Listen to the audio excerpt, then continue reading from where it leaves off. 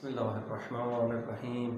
ابو علی سینا کی کتاب التنبیہات والاشارات والتنبیہات اور اس کی 11ویں فصل جس کا عنوان ہے الواحد لا یصدر عنہ الا الواحد، کہ ایک سے ایک ہی صادر ہوگا. یہ کون سا مقام و مرتبہ ہے جس میں ایک سے ایک ہی صادر ہوتا ہے؟ وہ ہے کہ جب بھی علت سے معلول صادر ہو اور جو علت ہے اس علت سے دو چیزیں صادر ہوں.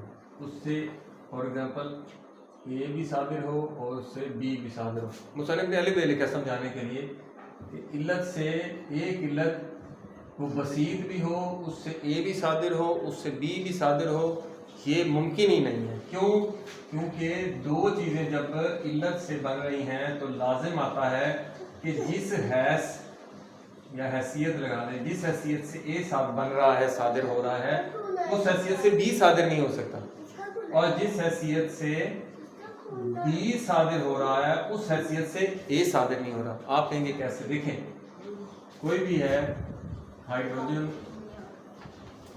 پلس آکسیجن، اس سے جو واٹر بن رہا ہے، یہ دیکھیں یہ دو چیزوں سے ایک چیز بن رہی ہے. اگر آپ کہیں اس واٹر کو بریک ڈاؤن اگر آپ کریں تو ہائیڈروجن نکلے گی اور آکسیجن نکلے گی. اب دو چیزیں بن رہی ہیں، اس سے ایک چیز ظاہر ہے تو یہ پانی ہے، اس سے دو گیسز ہائیڈروجن آکسیجن، تو لیکن اس میں دو جہتیں پائی جاتی ہیں. ایک جہت جس سے ہائیڈروجن گیس بن رہی ہے، دوسری جہت جس سے آکسیجن بن رہی ہے.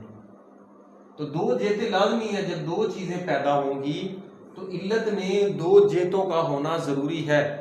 اب یہ جو دو جہتیں پائی جا رہی ہیں تو مصنف کہتا ہے کہ متکلمین کیا کہتے تھے کہ علت میں جہتوں کا مسئلہ نہیں ہے، کہ جب کسی کی تعریف کی جاتی ہے اسے کہتے ہیں عالم بھی ہے، اللہ عالم بھی ہے، سمیع بھی ہے، بصیر بھی ہے، تو جو بہت ساری جہتیں پائی جا سکتی ہیں. ابو علی سینا کہتے ہیں نہیں، اب جو دو جہتیں پائی جا رہی ہیں، اے والی جہت اور بی والی جہت، جب اے والی حیثیت یا بی والی حیثیت، اس کی بازگشت کدھر ہوگی؟ علت کی طرف، کہ علت میں یہ جو دو حیثیتیں پائی جا رہی ہیں کیا یہ علت کی ذات کے اجزاء ہیں؟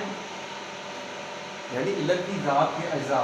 آپ نے کہ ذات کے اجزاء سے کیا مراد ہے؟ ذات سے مراد کوئی بھی چیز، جیسے انسان ہے تو انسان کی دو ذاتی اجزاء ہیں، ایک اس کی جنس اور ایک اس کی فصل، یعنی یہ ناطق، فصل اور جنس حیوان، یہ ذاتی اجزاء ہیں. تو ان میں سے ایک بھی ختم کر دے تو انسان ختم ہو جاتا ہے.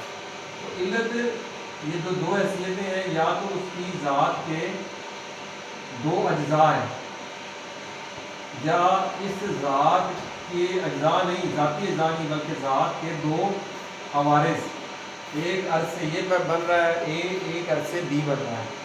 تیسری جہت مصنف کہہ رہا ہے کہ ہو سکتا ہے ایک ذات کا جزو اس سے اے بن رہا ہے اور دوسرا اس ذات کے عرض سے بی بن رہا ہے. تو کہتے ہیں اب ہم تین یہ جو حیثیتیں یعنی احتمالات آتے ہیں ان دو کے بننے میں، ان کو تھوڑا جائزہ لیتے ہیں.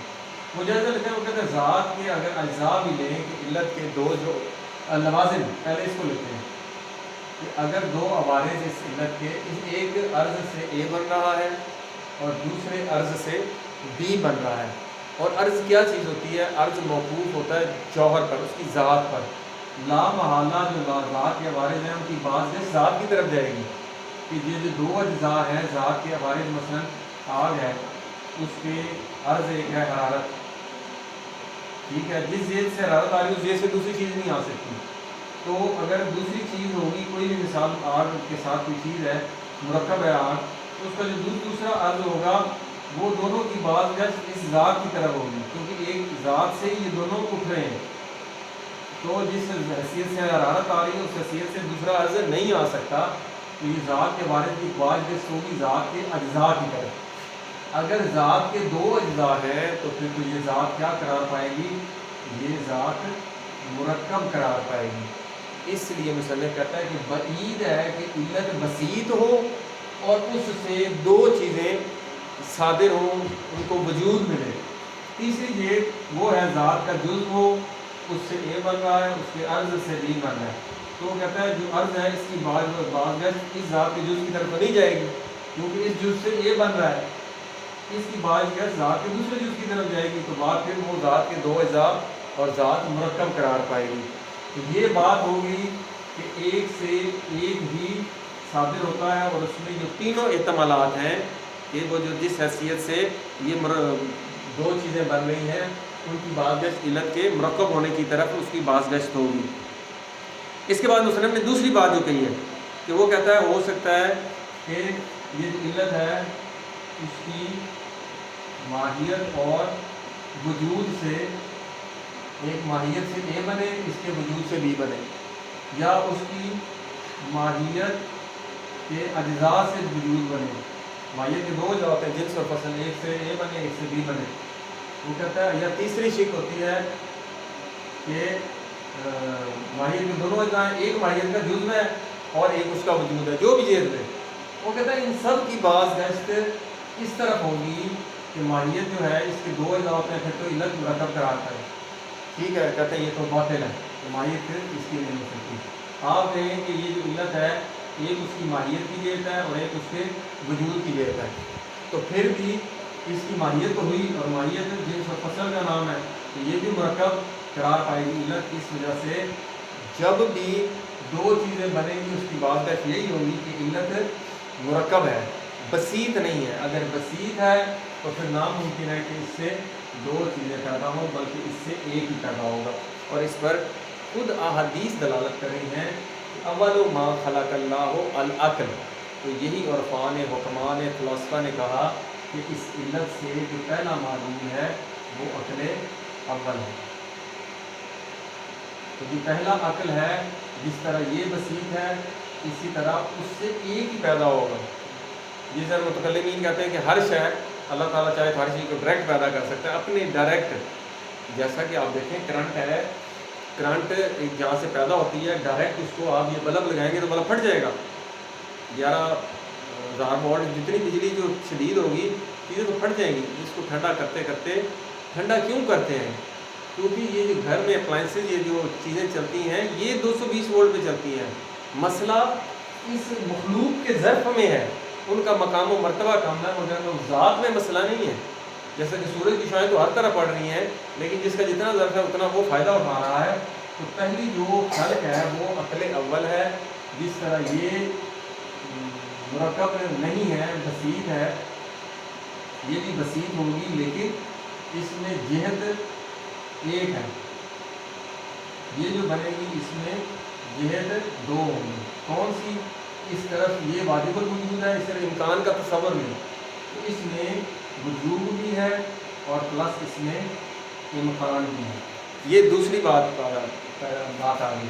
اس سے بھی بات مصنف کہہ رہا ہے کہ آپ جو کہہ رہے ہیں کہ اللہ تعالیٰ ساری چیزیں اللہ نے بنائی وہ کیسے بنا دی وہ واسطوں کے ساتھ بنائی. ہماری بحث چل رہی ہے کہ پہلی علت تامہ اس سے جو پہلا وجود آئے گا صادر اور ظاہر ہوگا وہ ایک ہوگا وہ دو نہیں ہو سکتے. دو ہوں گے تو یہ مرکب قرار پائے گا لیکن واسطوں کے ساتھ تو عقل اول کے بعد عقل ثانی اس کے بعد عقل ثالث اس کے بعد عقل رابع خامس سادس یہ چلتے جائیں گے. پھر ان میں ترکیب بڑھتی جائے گی نسبتیں. وہ خود حکمت الاشراق کا جو نظریہ ہے وہ بڑا دقیق اور اچھا ہے کہ اس میں ایک نظر اس کی طرف ہے ایک اس کی ذاتی ہے. دو جہتیں اس میں پائی جاتی ہیں. جب یہ بنے گا تو دو جہتیں اوپر والی اور ایک جہت یہ والی. اسی طرح جب یہ اگلی عقل بنے گی تو اس میں سے 3 جہتیں یہ والی 2 جہتیں اس عقل والی اور ایک ڈائریکٹ جو جہت ہے 3 2 5 6 ہوگی. اگلے میں یہ 6 بھی یہ 3 بھی یہ 2 بھی اس طرح یہ ترکیب بڑھتی جائے گی. تو جو مخلوقات کی تعداد بھی ان کے مدارج مراتب اور ان کی تعداد بھی بڑھتی جائے گی. تو جبکہ اس فصل میں مصنف کہتا ہے ہمارا موضوع کثیر کا خلق کرنا اس ڈائریکٹ اس سے موضوع ہی نہیں ہے. ڈائریکٹ جو پہلی خلق ہوگی وہ اس کی بات ہوئی ہے کہ وہ دو نہیں ہو سکتی. جو اگر واسطوں کے ساتھ تو بہت سی مخلوقات خلق ہو سکتی ہیں ہوئی ہیں اور حدیث میں بھی وارد ہے کہ ایسے ہی تخلیق ہوئی ہے. اس میں اگلا جو پوائنٹ ہے ایک اشکال ہے جو فخر الدین رازی نے کیا ہے. وہ کہتا ہے کہ جس طرح علت اگر کہتے ہیں آپ کہتے ہیں علت واحد ہے وہ کہتا ہے واحد سے کئی چیزیں کو سلب کی جا سکتی ہیں کئی چیزیں اس سے سلب کی جا سکتی ہیں. یا وہ دوسرا کہتا ہے اس کے ساتھ کئی صفات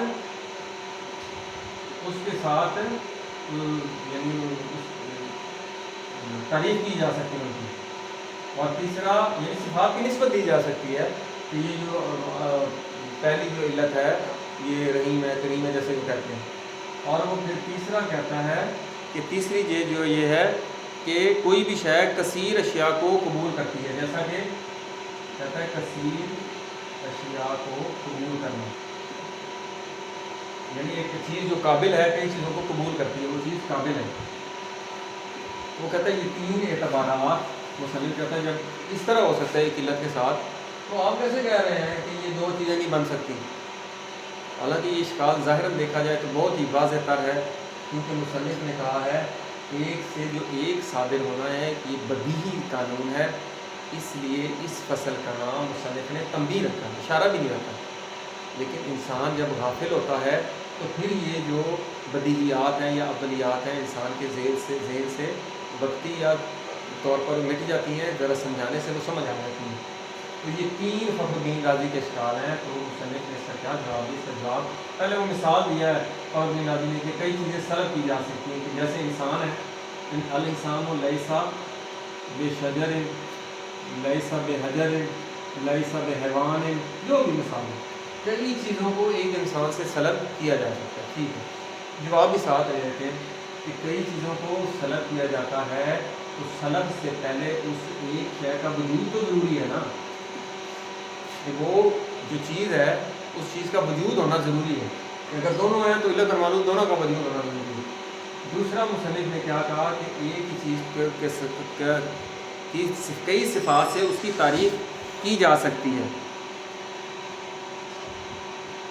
تو اس کے جواب میں کیا کہا ہے مصنف نے؟ مصنف کہتا ہے کہ یہ جو کئی صفات کا موصوف کیا جاتا ہے وہ موصوف اور صفت، موصوف پلس صفت کا ہونا ضروری ہے.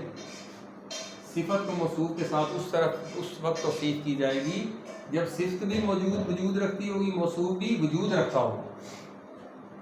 جبکہ یہاں پر معلوم صادر ہونا ہے پہلے تو صرف علت ہی رکھتی ہے جس سے دو چیزیں صادر ہونی ہیں. اسی طرح جو کثیر اشیاء ہے وہ قبول کرتی ہیں، کوئی بھی ایک قابل ہے، مثلا جوہر ہے، یہ دو چیزوں کو قبول کرتا ہے. مثلا ایک تو سفید رنگ کو یا کالے رنگ کو قبول کرتا ہے، پلس وہ حرکت کو بھی قبول کرتا ہے. لیکن یہ تو مرکب ہے، آپ کہتے ہیں نا جوہر بہت بسیط ہیں، لیکن ان کی ماہیت تو ہوتی ہے نا، جنس اور فصل تو ہوتی ہے. دوسری بات یہ ہے کہ جس جہت سے یہ سفید وہ ہے یہ انفعالی جہت ہے کہ یہ سفید رنگ کو قابل ہے، سفید رنگ کو قبول کر رہا ہے. جس جہت سے یہ سفید رنگ کو قبول کر رہا ہے اس جہت سے حرکت کو قبول نہیں کر رہا، بلکہ حرکت تو جوہر سے صادر ہوتی ہے، اس کا لازم ہے. تو یہ تو بات بالکل اس سے ملتی جلتی ہی نہیں ہے. دقت سے دیکھا جائے تو یہ ساری چیزیں باطل ہیں. تو پھر یہاں پر سمجھنا کیا ضروری ہے؟